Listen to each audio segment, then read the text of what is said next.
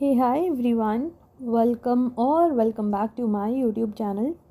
अभी तक मैं कंसिस्टेंटली काफ़ी सारे ऑडियो रिविजन्स डाल चुकी हूँ and if you are on this video I am hoping that आप लोगों ने जो इससे पहले वाली ऑडियोज़ हैं वो सुन ली हैं। आज का जो ऑडियो है that is going to be audio revision of SAE 3402।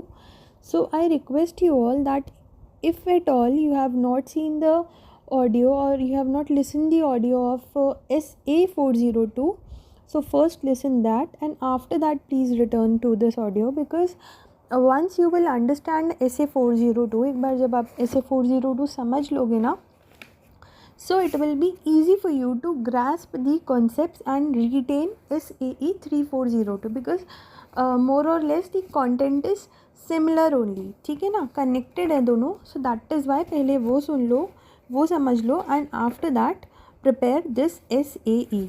So without any further ado let's get started with SAE 3402 revision. इसका नाम क्या है?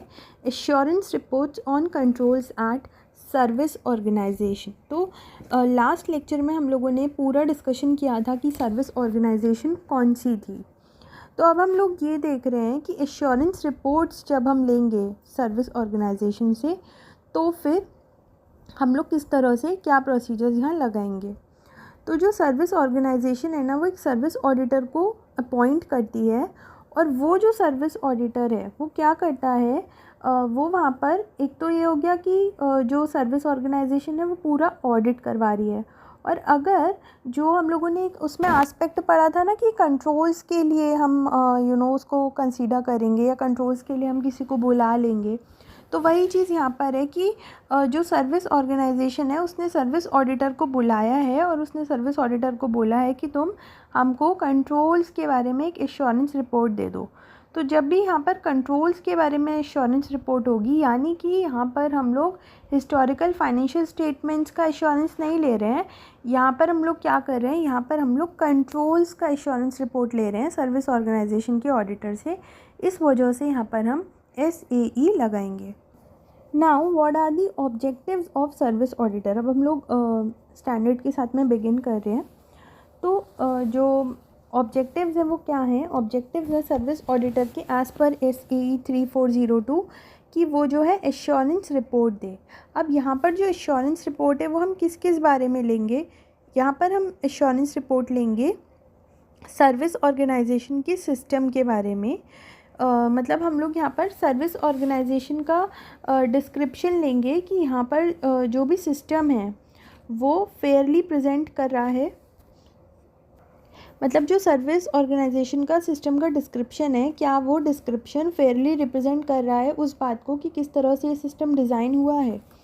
उसके बाद में हम लोग यहाँ पे इस चीज़ की भी एश्योरेंस लेंगे कि जो भी कंट्रोल्स रिलेटेड हैं टू द कंट्रोल ऑब्जेक्टिव्स जो सर्विस ऑर्गेनाइजेशन के डिस्क्रिप्शन में लिखे हुए हैं कि ये हमारे कंट्रोल ऑब्जेक्टिव्स हैं, तो उसके हिसाब से क्या कंट्रोल सूटेबली डिज़ाइन हुए हैं या फिर उन लोगों ने डिस्क्रिप्शन में बस ऐसे ही लिख दिया है और एक्चुअल में उनके कंट्रोल्स कुछ और हैं। ऑल्सो हम ये चीज़ की भी एश्योरेंस लेंगे यहाँ पर कि क्या जो कंट्रोल्स हैं वो ऑपरेटेड हैं इफ़ेक्टिवली या फिर नहीं।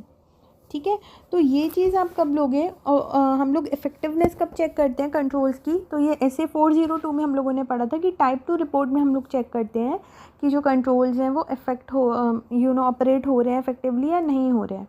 तो यहाँ पर हम लोग अगर टाइप 2 रिपोर्ट हम लोग ले रहे हैं तो इस चीज़ की भी एश्योरेंस लेंगे कि क्या कंट्रोल्स इफेक्टिव हैं या नहीं है। तो अगर हम इसको अभी तक समराइज़ करें तो इसमें हम लोग किस किस बारे में एश्योरेंस लेंगे कि जो डिस्क्रिप्शन है वो फेयरली प्रेजेंट कर रहा है, जिस तरह से डिज़ाइन हुआ है और इम्प्लीमेंट हो रहे हैं वहाँ पे जो भी मतलब जो भी डिस्क्रिप्शन है उसमें सब कुछ है फेयरली, जो भी वहाँ हो रहा है जैसा डिज़ाइन वहाँ है वैसा डिस्क्रिप्शन में दिया हुआ है या नहीं दिया हुआ है। सेकंड पॉइंट हम लोग ये देखेंगे कि जो कंट्रोल्स है वो सूटेबली डिज़ाइंड है या नहीं है जैसा डिस्क्रिप्शन में दे रखा है। एंड थर्ड पॉइंट अगर टाइप 2 रिपोर्ट है तो हम लोग यहाँ देखेंगे कंट्रोल्स ऑपरेट कर रहे हैं इफेक्टिवली या नहीं कर रहे हैं। उसके बाद में फिर से यही है कि type 1 type 2 report. Type 1 report केवल डिस्क्रिप्शन और डिज़ाइन की बात करेगी ऑफ द कंट्रोल जो सर्विस ऑर्गेनाइजेशन में लगे हैं, लेकिन टाइप 2 रिपोर्ट बात करेगी description, design and operating effectiveness की भी। उसके बाद में आता है थर्ड क्वेश्चन कि किस तरह से एंगेजमेंट जो है वो प्रोसीड होगा, किस तरह से जो सर्विस ऑडिटर है वो किस तरह से प्रोसीड करेगा जब एश्योरेंस रिपोर्ट वो लेगा। तो सबसे पहले इसमें होगा एथिकल रिक्वायरमेंट्स चेक करेगा, और यहाँ पर एथिकल रिक्वायरमेंट्स में इंडिपेंडेंस भी इंक्लूडेड होगी। उसके बाद में वो ये देखेगा कि क्या क्या टर्म्स ऑफ इंगेजमेंट हैं और क्या कुछ चेंज तो नहीं है टर्म्स ऑफ एंगेजमेंट में। उसके बाद में वो मैनेजमेंट और TCWG से बात करेगा, मटीरियलिटी डिटरमाइन करेगा, ऑर्गेनाइजेशन की अंडरस्टैंडिंग लेगा, description and design of controls के बारे में देखेगा, और ऑपरेटिंग इफेक्टिवनेस भी देखेगा कंट्रोल्स की अगर टाइप 2 रिपोर्ट है। तो देखो इसमें नॉर्मल पॉइंट्स ही हैं, जैसा कि हम लोग जब भी कुछ ऑडिट या कोई भी इंगेजमेंट बिगिन करने से पहले करते हैं, कुछ पॉइंट्स तो वही हैं, acceptance, change in terms, determination of materiality level, determination of management, TCWG, ethical requirements. उसके अलावा 2 पॉइंट्स वही हैं जो अभी हम लोगों ने देखे थे रिपोर्ट्स वाले, कि एविडेंस ऑब्टेन करेगा regarding the design and description and operating effectiveness अगर टाइप 2 रिपोर्ट है, और वो मैनेजमेंट से रिटर्न रिप्रेजेंटेशन मांगेगा। So this was very simple, जो अभी तक हम लोग पढ़ते आ रहे थे एकदम सिंपल वैसा ही था। उसके बाद में आता है अब नेक्स्ट पॉइंट कि रिटर्न रिप्रेजेंटेशन में हम लोग यहाँ क्या लेंगे।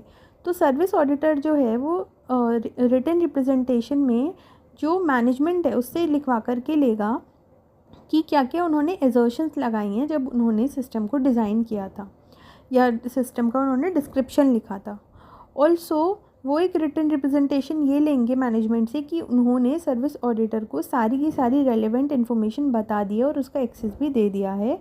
और अगर उनको पता है किसी स्पेशल कैटेगरी के बारे में, जैसे वहाँ कोई फ्रॉड है, नॉन कंप्लाइंस है, या कोई डेफिशिएंसी है इंटरनल कंट्रोल में, या ऑपरेट ही नहीं हुए हैं कंट्रोल्स, या कोई सब्सिक्वेंट इवेंट है, तो भी उन लोगों ने उस चीज़ को वहाँ डिस्क्लोज़ किया है। तो इस चीज़ का हम रिटन रिप्रेजेंटेशन लेंगे। अब आती है लास्ट पॉइंट जो कि है रिपोर्ट के बारे में, ओपिनियन के बारे में। तो यहाँ ओपिनियन कैसे फॉर्म करोगे आप कि जो सर्विस ऑर्गेनाइजेशन है वहाँ के कंट्रोल्स इफेक्टिव हैं या नहीं है। तो सर्विस ऑडिटर को अगर ऐसा लगता है कि डिस्क्रिप्शन जो है वो फेयरली प्रेजेंट नहीं कर रहा है जिस तरह से सिस्टम डिज़ाइन और इम्प्लीमेंट हो रहा है, तो वो मॉडिफाइड ओपिनियन देगा। अगर उसको लग रहा है कंट्रोल सूटेबली डिज़ाइन नहीं है, तो भी वो मॉडिफाइड ओपिनियन देगा।